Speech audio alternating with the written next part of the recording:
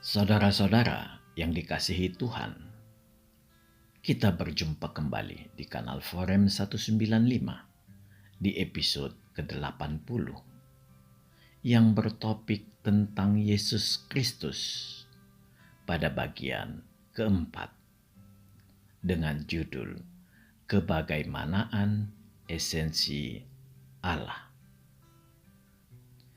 Di episode ini, kita melanjutkan tentang lingkaran perikoresis yang memperlihatkan bahwa Sang Bapa selalu disertai Sang Firman dan sekaligus dalam tanda kutip dihidupi oleh Roh Kudus atau Roh Allah sendiri, yang ternyata Roh Allah ini juga menghidupi Roh Kudus.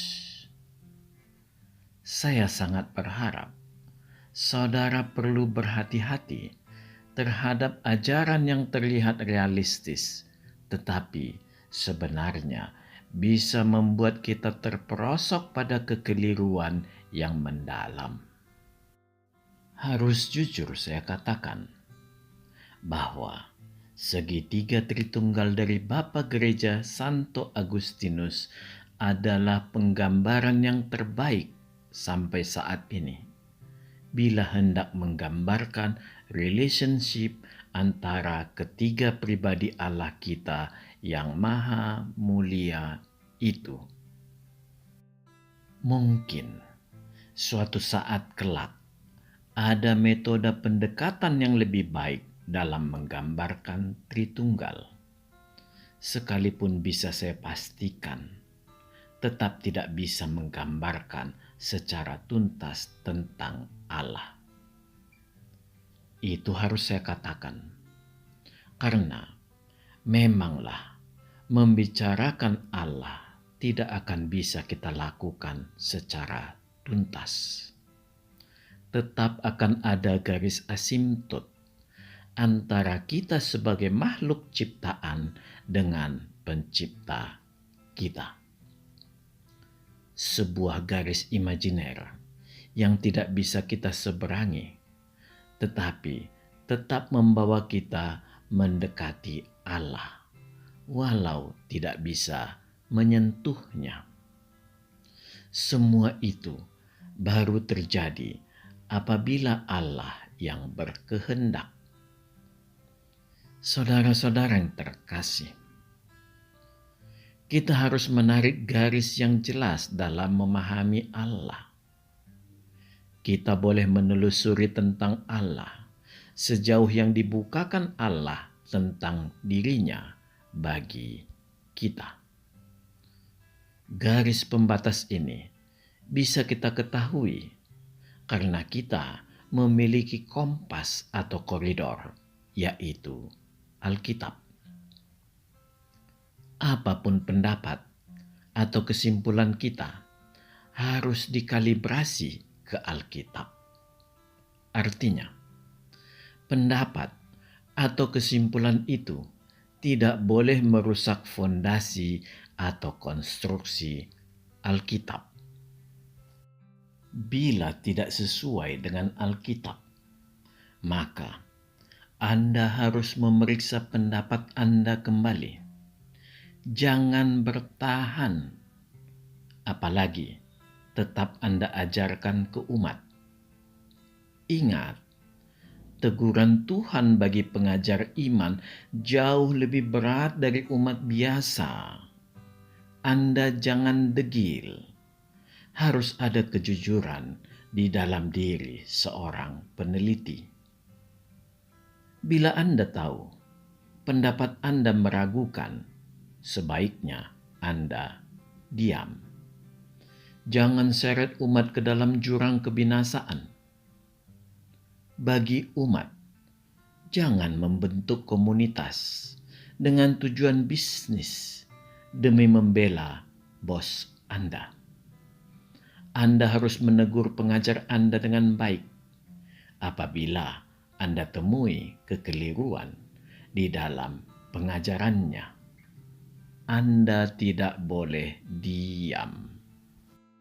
Banyak gereja Trinitarian saat ini lebih banyak diam, walau banyak umat bahkan pejabatnya terseret menjadi oneness, bahkan merangkap menjadi saksi Jehovah. Tipe gereja seperti ini tidak takut pada Tuhan. Mereka lebih takut kehilangan jemaat. Saudara-saudara yang terkasih, di dalam banyak kesempatan, saya selalu mengatakan Tritunggal itu luar biasa, rumit, dan sangat unik. Orang yang mendalami tentang Tritunggal sebenarnya bisa saja membuat sebuah shortcut atau pathway atau jalan pintas dengan mengatakan Tritunggal sama saja seperti manusia. Itu adalah jalan paling mudah. Ada tubuh, jiwa, dan roh. Ketiga hal ini ada pada manusia, dan Alkitab juga memperlihatkan kemiripan itu. Bisa juga kita katakan seperti air atau H2O yang bisa dalam kondisi cair, padat, dan uap. Bila kita telusuri jalan pikir para bapak gereja mula-mula, kita sadar ternyata kemungkinan itu telah mereka pikirkan. Tetapi mereka tidak berhenti di titik itu. Mereka terus maju lebih dalam. Benang merah pola pikir mereka ini, bila kita ikuti, maka kita akan menemukan kebenaran di dalamnya. Memang, sama seperti mereka, kita tidak bisa berhenti pada jalan pintas tadi, yaitu Tritunggal sama seperti di manusia. Pada saat kita sampai di garis akhir para bapak gereja, kita justru menjadi terkejut. Kita menemukan memang Allah itu sangat rumit. Sekalipun demikian, tetap bisa kita nalar kebenarannya. Saudara-saudara yang terkasih, saya selalu mengatakan Allah kita adalah kehidupan itu sendiri. Setiap titik di dalam diri Allah adalah roh kehidupan itu sendiri dalam bentuk roh kasih. Tritunggal adalah 3 pribadi mandiri, dalam arti memiliki otoritas yang unik. Otoritas satu pribadi diakui dan diamini oleh 2 pribadi yang lain. Tidak akan pernah ada pertentangan di situ. Tritunggal tidak bisa kita artikan seperti air yang tersusun dari 2 atom hidrogen dan 1 atom oksigen. Allah tidak tersusun dari gabungan elemen seperti itu. Artinya, tidak ada formula atau perumusan A tambah B tambah C menjadi D, di mana A, B, dan C adalah 3 oknum yang berbeda dan membentuk oknum paduan D. Alkitab tidak pernah mengatakan itu. Yang dikatakan Alkitab, A, B, dan C esensinya sama, yaitu roh Allah. Dan tidak ada oknum D. 3 pribadi ini berada di dalam satu kesatuan yang tidak bercampur. Lebih tepat kita katakan, dalam satu kesatuan kesadaran bersekutu. Jadi, tiga pribadi Tritunggal bukan elemen penyusun Allah. Inilah arti ehad, ketunggalan yang jamak. Saudara-saudara yang terkasih, bila kita analogikan dengan keadaan manusia, maka ketiga komplemen tubuh, jiwa, dan roh pada manusia tidak bisa kita pakai menggambarkan Allah. Tiga komplemen yang boleh dikatakan penyusun makhluk yang bernama manusia. Ketiga komplemen ini pada suatu saat bisa berhenti kesinergiannya. Pada saat itu, tubuh tidak patuh pada apa yang dikatakan oleh roh dan jiwa. Pada suatu saat nanti, roh atau jiwa tidak patuh pada apa yang dikatakan oleh dua komplemen lainnya.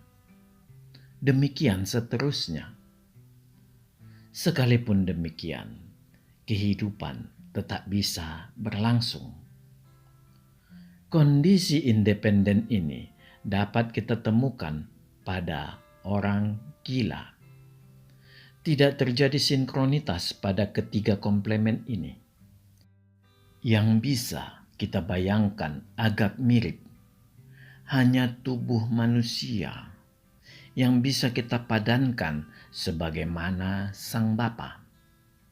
Sementara roh dan jiwa berada di dalam tubuh manusia itu. Memang analogi ini tidak bisa kita paksakan kita pakai, tetapi sekedar membantu membayangkan Tritunggal tidak mengapa. Saudara-saudara yang terkasih, dari episode lalu kita paham bahwa Allah memiliki ketunggalan jasmania dan rohania. Di dalam ketunggalan jasmania, Allah tampak berupa cahaya yang tidak terhampiri, yang keluar dari dalam diri Allah. Bila kita melewati cahaya yang gilang gemilang ini, maka kita akan bertemu ketunggalan tubuh rohania Allah. Inilah Sang Bapa yang berada pada sebuah persekutuan dengan dua pribadi maha mulia yang lain, yaitu Sang Firman dan Roh Kudus. Keluar biasaan persekutuan tiga pribadi maha mulia ini menghasilkan cahaya gilang gemilang, menembus tubuh rohania Allah, dan membentuk cahaya yang bisa kita lihat, sekalipun tidak bisa kita hampiri. Alkitab bersaksi, Sang Firman dan Roh Kudus berada di dalam Sang Bapa, karena Alkitab mempersaksikan bahwa Sang Firman dan Roh Kudus keluar dari Sang Bapa. Dua kenyataan ini memperlihatkan suatu lingkaran atau siklus tiga pribadi yang hidup dalam bentuk paling mendasar. Itulah siklus kehidupan yang merupakan sumber dari segala kehidupan, berupa lingkaran imajiner penuh di mana Sang Bapa, Sang Firman, dan Roh Kudus berada, memperlihatkan tidak ada yang lebih awal antara yang satu dengan yang lainnya. Suatu bentuk lingkaran perikoresis ilahi yang sempurna. Mari kita reduksi sedikit untuk mengenali lingkaran perikoresis ini dengan berbekal kesaksian Alkitab bahwa Allah itu kasih adanya. Saudara-saudara yang terkasih, kesadaran Allah tampak dari rangkaian berpikirnya. Rangkaian berpikirnya membuat Allah melakukan pertimbangan-pertimbangan ataupun pembicaraan di dalam dirinya sendiri. Dia berbicara dengan firman-Nya yang ada di dalam dirinya, yang memperlihatkan suatu bentuk persekutuan yang sempurna. Segala sesuatu saling mengetahui, karena Allah dan firman-Nya bersekutu dengan erat di dalam Roh Kekudusan. Ketiga hipostasis atau wujud ilahi di dalam tubuh Roh kemuliaan merupakan satu kesatuan kasih yang hidup. Pengertian hidup di sini adalah masing-masing memiliki hipostasis sendiri di dalam genetik keilahian Allah. Ya, kesatuan kehendak di dasar genetika ilahi. Artinya, di dalam genetik keilahian, ketiga hipostasis ini selalu ada dalam satu kesatuan lingkaran kasih yang tidak terpisahkan dan saling menempati atau saling mengisi. Tiap hipostasis memberikan ruang kasih pada hipostasis yang lainnya. Ini yang disebut perikoresis. Dia Allah yang hidup, yang bernafas dengan roh yang ada di dalam dirinya. Allah berkata-kata berupa firman yang juga ada di dalam dirinya. Segalanya ada di dalam dirinya. Ini memperlihatkan Allah adalah kehidupan sempurna yang tidak membutuhkan apa-apa dari luar dirinya. Masing-masing hipostasis memiliki kehendak sendiri yang juga merupakan kehendak yang sama dari hipostasis yang lain. Ini terjadi dikarenakan ketiganya adalah kesatuan roh ilahi yang tidak bisa terpisahkan dalam segala hal. Yang artinya, dalam waktu Allah maupun waktu manusia, kedirian ilahi adalah satu kesatuan yang selalu bersama-sama. Saudara-saudara yang terkasih, ketika Sang Firman dan Roh Kudus muncul di dalam waktu manusia, maka ketritunggalan ini tetap dalam satu kesatuan, tetap dalam satu kehendak, yang artinya kehendak Sang Firman adalah kehendak firman itu sendiri dan di dalam kesadarannya sendiri. Kesadaran dan kehendak Sang Firman ini muncul dan diamini oleh Sang Bapa dan Roh Kudus yang ada di dalam diri Sang Firman juga. Bila Tritunggal kita lihat secara elementer, yang terjadi adalah di dalam kedirian Sang Firman, maka Sang Bapa dan Roh Kudus juga ada. Di dalam kedirian Sang Bapa, maka Sang Firman dan Roh Kudus juga ada. Di dalam kedirian Roh Kudus, maka Sang Bapa dan Sang Firman juga ada. Implikasi dari hipostasis dalam perikoresis yang sempurna di dalam keberadaan kemahamuliaan Allah berdasarkan kesaksian Alkitab, yaitu yang pertama, Allah Bapa, Sang Firman atau Sang Anak, dan Roh Kudus adalah satu hakikat, yaitu hakikat Allah. Hakikat Allah adalah Allah. Yang kedua, Sang Bapa bukan Sang Firman atau Sang Anak. Sang Bapa bukan Roh Kudus. Sang Firman atau Sang Anak bukan Roh Kudus. Saudara-saudara yang terkasih, apakah Sang Firman adalah Allah? Iya. Apakah Sang Roh Kudus adalah Allah? Iya. Apakah Sang Bapa adalah Allah? Iya. Kapankah Sang Firman bisa independen, berdiri mutlak sendirian? Tidak akan pernah terjadi.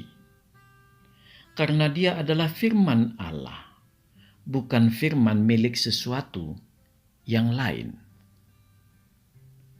Kapankah Sang Roh Kudus bisa independen, berdiri mutlak sendirian? Tidak akan pernah terjadi. Karena Dia adalah Roh Allah, bukan roh milik sesuatu yang lain. Kapankah Sang Bapa bisa independen, berdiri mutlak sendirian? Tidak akan pernah terjadi. Karena Dia adalah Allah yang memiliki firman dan memiliki roh yang menunjukkan kesempurnaannya sebagai kehidupan itu sendiri. Saudara-saudara yang terkasih, memang mempelajari Tritunggal tidak ada habisnya. Bila kita masuk ke tingkat lebih sub-elementer lagi, tetap tidak akan berkesudahan. Yang luar biasa, semuanya itu tidak mendestruktif atau tidak merusak Tritunggal. Ketritunggalan Allah dalam tinjauan elementer tetap memperlihatkan Alkitab itu benar, bahwa Allah Esa. Bila mengacu skala makro atau secara mata manusia umum, sudah pasti Allah itu satu. Karena kejamakan Allah kita di dalam skala rohania. Skala rohania pun tetap terlihat mereka dalam persekutuan. Tampak kekristenan awal begitu berhati-hati melakukan pengenalan akan Tuhan yang benar. Ada satu hal yang membuat satu kelompok memunculkan istilah Allah mayor dan Allah minor. Saya paham mengapa timbul pemikiran seperti itu. Segitiga Tritunggal dari Bapa Gereja Santo Agustinus banyak mendasari penjelasan Tritunggal yang juga sengaja kita munculkan dalam bentuk pertanyaan di atas. Segitiga Tritunggal memang memungkinkan munculnya suatu pertanyaan akibat rasa tidak puas. Mengapa proses tidak reversibel, terlebih pada hipostasis Sang Bapa? Mari kita lihat secara mendalam mengapa Santo Agustinus memberi panah irreversibel yang menuju Allah. Mari kita menyelami imajinasi yang real Bapa Gereja Santo Agustinus. Saudara-saudara yang terkasih, di sini kita sedang mendalami seperti apa ketunggalan Allah, yang di dalam dirinya ternyata ada 3 hipostasis ilahi, Allah Bapa, Sang Firman, dan Roh Kudus. Ini bukan elemen-elemen penyusun Allah. Jadi, lebih tepat kita katakan bahwa kita sedang memahami kebagaimanaan Allah di dalam dirinya sendiri. Dengan demikian, kita terhindar dari kekeliruan paham yang bisa menyeret kita pada pemikiran bahwa Allah tersusun dari elemen-elemen yang lebih kecil. Tidak, itu sangat keliru. Jadi, pemakaian kata elemen di sini hanya untuk memperjelas penguraian makna, bukan mengarah kepada satu bagian yang bermakna lebih kecil lagi. Kita memiliki data dari kesaksian Alkitab bahwa Allah itu hidup, Allah itu roh, dan Allah itu kasih. Sebenarnya, semua orang Kristen mampu membaca gambar di atas. Tetapi, sekarang, mari kita ulangi pelajaran dari video lepas kita yang ke-8 mengenai Tritunggal. Kita lebih mengarah ke pusat segitiga. Di posisi ini, cukup banyak para pengajar iman Kristen terdiam, terlebih di posisi Allah Bapa. Bahkan memungkinkan ada pengajar iman Kristen yang memunculkan pemahaman yang keliru. Saudara-saudara yang terkasih, di dalam segitiga ini memperlihatkan ada 3 hipostasis ilahi berada dalam lingkaran perikoresis kasih. Sekali lagi, ketiga hipostasis ini bukan elemen penyusun Tritunggal. Tidak sama sekali.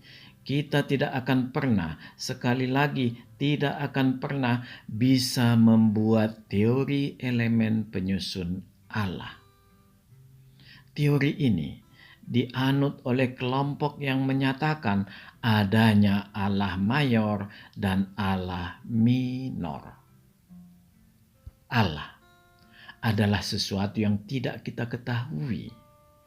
Tetapi roh kita mengatakan bahwa Allah ada dan roh kita memang mengenal Allah.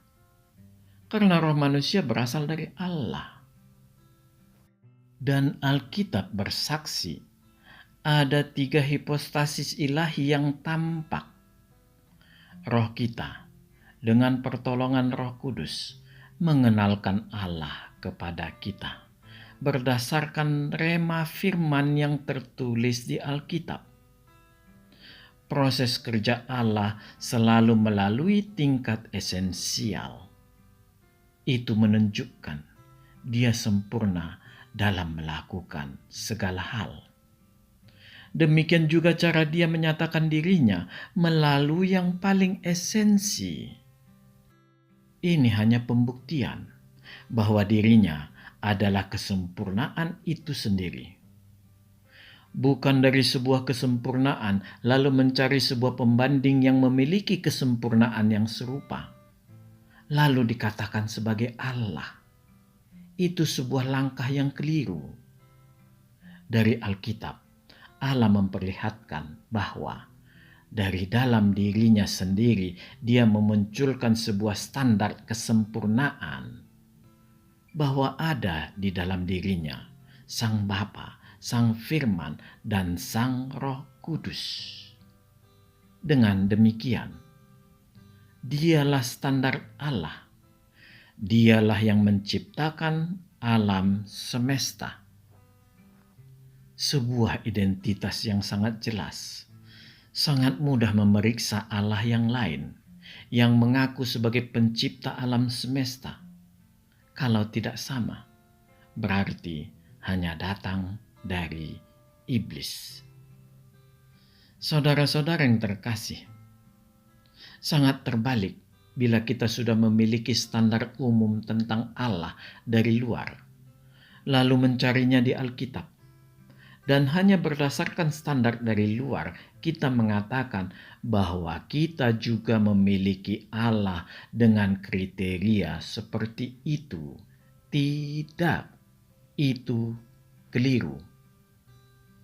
Jangan reduksi Allah orang Kristen dengan cara itu. Itu sangat sesat. Tetapi kita harus melihat di Alkitab siapakah yang dikatakan Allah itu. Seperti apakah Allah di Alkitab? Itulah standar yang harus dipakai untuk mengidentifikasi Allah yang lain. Itulah standar Allah yang sesuai dengan kesaksian Alkitab. Inilah gunanya kita memahami Tritunggal. Dikarenakan banyaknya pengkhotbah mengambil jalan pintas dengan menyamakan Tuhan orang Kristen sama dengan Tuhan agama lain. Tujuannya tampak mulia, agar mudah menjelaskan dan orang tersebut mau masuk Kristen. Ini keliru, karena hanya Tuhanlah yang memanggil. Saudara-saudara yang terkasih,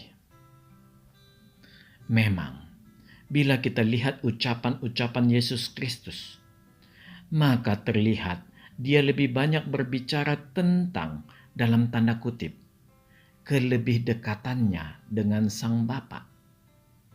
Ini hanya dikarenakan bahwa dia dalam konteks menyampaikan apa yang dikatakan Bapa kepadanya. Tetapi bila kita melihat apa yang tidak terlihat, maka tampak Yesus Kristus dalam menyampaikan dan melakukan segala sesuatu selalu di dalam Roh yang penuh kuasa. Itulah Roh Kudus. Itulah Roh Allah. Marilah, dalam memahami Alkitab, kita mau belajar untuk mau juga memahami dengan seksama apa yang tidak terlihat. Mintalah dukungan Roh Kudus. Ketiga hipostasis berada tetap dalam kedirian masing-masing dan berada dalam persekutuan. Inilah Tritunggal dalam kesatuan perikoresis yang sempurna. Persekutuan yang saling menempati. Di dalam persekutuan kasih yang sempurna ini, tampak Allah itu Esa. Saudara-saudara yang terkasih, sekali lagi, jangan pernah mengartikan persekutuan sempurna ini membuat tiga pribadi ilahi itu menjadi satu dalam artian melebur, menjadi hipostasis tunggal. Tidak boleh sama sekali. Jangan terjadi kesimpulan seperti itu. Sekali lagi jangan. Karena hal itu memang sangat sesat. Itu berarti bahwa Allah hanya satu hipostasis. Tidak ada Allah Bapa, tidak ada Sang Firman, tidak ada Roh Kudus.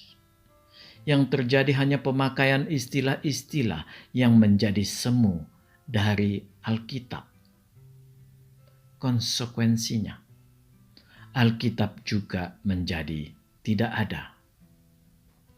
Sekalipun pemikiran seperti itu dibungkus dengan tetap memakai istilah hipostasis yang lain, yaitu penganut hipostasis tunggal Yesus Kristus.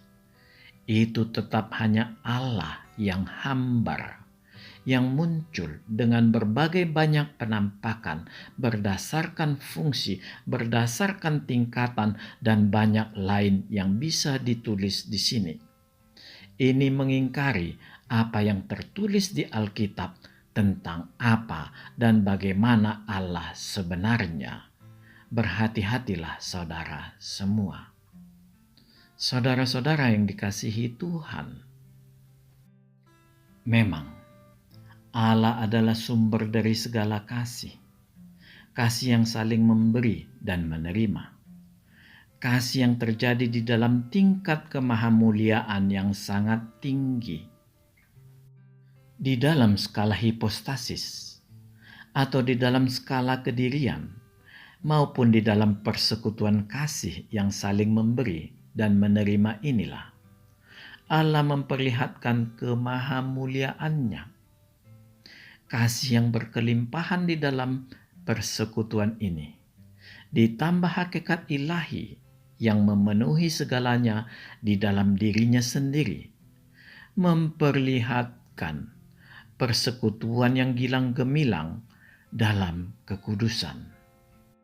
Persekutuan ini memancarkan kemuliaan Allah keluar dari dalam dirinya, menembus tubuh rohania Allah yang esa, yang kemudian membentuk tubuh jasmania Allah yang juga esa, berupa sinar yang tidak terhampiri, yang membungkus tubuh rohania Allah tersebut.